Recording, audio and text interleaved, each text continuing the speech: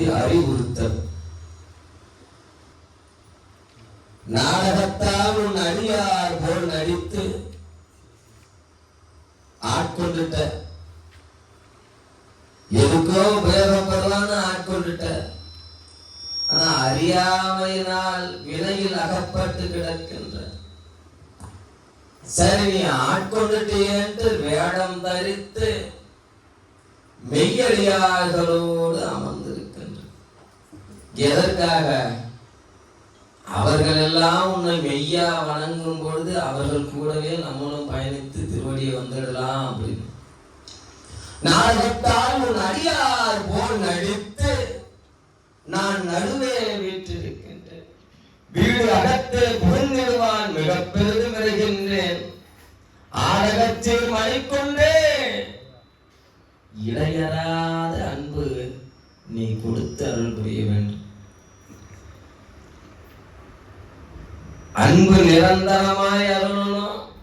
அந்த அன்பும் உன்னுடைய பெருமையை பேசுவதற்கும் உன்னுடைய திரு ஐந்தெழுத்தை இந்த ஆன்மா முக்தி அடைவதற்கு சிவாய நம நமச்சிவாய நமச்சிவாய சிவாய நம என சொல்லவும் அன்பு நிரந்தரமா கொடுக்கணும்.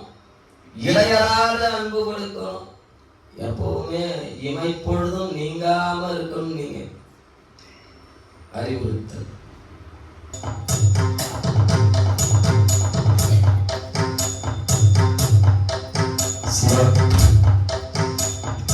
தத்தாலும் அடியார் தோள் நடித்து நான் நடுவேன்.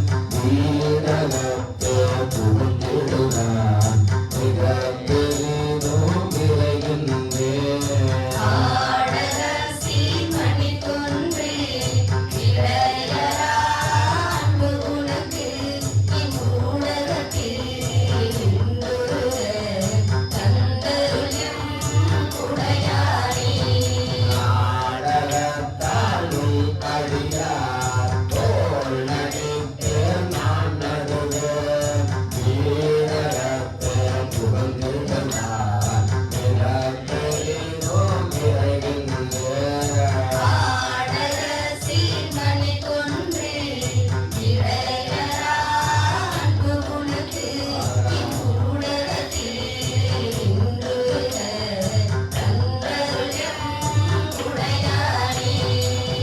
Yeah.